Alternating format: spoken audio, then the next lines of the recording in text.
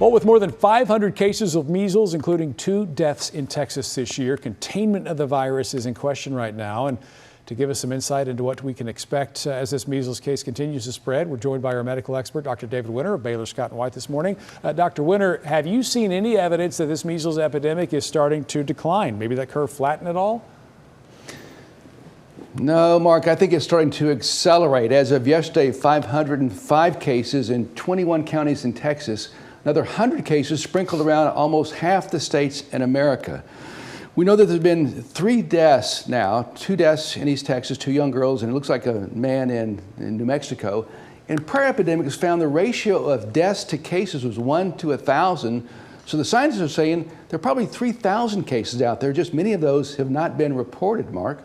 Well, we know this is a highly contagious virus. A lot of parents who have decided not to vaccinate their kids are hoping for herd immunity, and I understand you have to have about a 95% vaccination rate for that. We're seeing 92, low 90s in some area. Right. And again, this is so contagious. It's not just death that can be a complication for those who have been infected.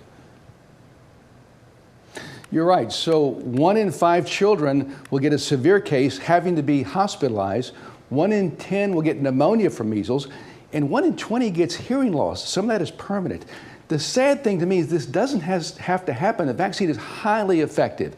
If you're vaccinated, you have a 97% chance of not getting it, and the 3% have very mild cases. So the vaccines work, and the problem, not enough vaccines out there right now. Well, you know, this vaccine's been around for decades as well. You mentioned how effective it's been. Most adults had been vaccinated, but for those that have not, is this something they should look into? Yeah, they should. Now, if you're born before 1957, you're immune as long as your immune system is healthy. If you had the vaccine between 1958 and 1968, it was a weaker vaccine, so you probably ought to get another one. And if you're not sure if you had one at all, Mark, you can get a blood test. The blood test will show antibodies which can prove that you have immunity. The vaccine, again, so effective that in the early 2000s, medical officials pretty much said it was eradicated in the United States, and here we are dealing with these unnecessary deaths as a result. What would it take for us to get back to that level where we could say, you know what, this is gone? Yeah, it's got to be 95% people immune in a community to stop the spread of it. And we have too many counties right now, too many states where that's less than that. So let's get the vaccine rates back up. I'm pretty sure we're going to see measles around here in this country for a long, long time. And we've talked about exposure before on Midday, but I just want to reiterate, you've mentioned that if somebody's in an area and they're infected, they cough, they sneeze, it sticks around a while.